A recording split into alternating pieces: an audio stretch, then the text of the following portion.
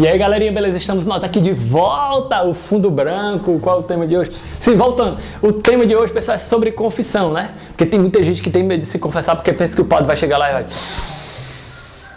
Pessoal, não precisa ter medo de confissão, gente. A pergunta hoje é, a pergunta que eu faço pra você. Tá com medinho de se confessar, tá? Deixa de besteira, seu abestado. Não tem que ter medo de confissão, não. Uma vez eu tava sentado lá na fila da confissão, uma senhorazinha, aquelas senhorazinhas idosas, piedosas, com muito amor a Deus, chegou. Oh, coisa linda, um jovem desse, né? Aqui, se confessando, né? Aí eu fiquei calado na minha, morrendo de vergonha. E ela dizia, meu filho não gosta de se confessar. Aí eu continuei calado, ela disse assim, mas o safado não tem vergonha de pecar, né? É isso mesmo, a galera às vezes não tem vergonha de pecar, mas tem vergonha de se confessar. Como é que pode um negócio desse? E você que não sabe, o YouCat tem uma versão especial, mini, sobre confissão. E aí ele fala um pouco sobre confissão. Exatamente, pessoal, o YouCat, especialmente sobre confissão. E aí ele mostra, assim, várias analogias legais sobre confissão. Ele mostra que a confissão ela é um update. Quando você é batizado, é como se o software, o Windows ou outro sistema operacional fosse instalado, mas que ele muitas vezes vai perdendo, né, como é que eu posso dizer, a sua validade com o tempo. Claro que não é perdendo a validade, essa não é a melhor palavra, né? Vai se tornando mais lento, vai se corrompendo o arquivo, porque as novidades são muitas, né? Por exemplo, a nossa maneira de criança, os nossos pecados, eles eram muito específicos, né? Quando a gente vira adolescente, tem muita mais safadezas por aí, não é verdade? Então é necessário fazer esse update, continuar pedindo perdão a Deus. Claro, os nossos pecados foram lavados no batismo, com certeza, mas a gente fica fazendo essa renovação da confissão, renovação do perdão dos nossos pecados. Ele fala também que a confissão é como se fosse uma ducha, uma manutenção, uma ducha que a gente se lava dos nossos pecados, né? E ele fala, pessoal, de uma coisa muito massa. Ao invés da gente se preocupar somente, né, com o que a gente fez de certo ou de errado, que muitas vezes é centrado em nós mesmos, nós fizermos uma lista do que é in e o que é out, que significa dentro, o que é fora. Talvez no português a melhor maneira de falar sobre isso é quais são as bolas dentro que eu dei no meu dia.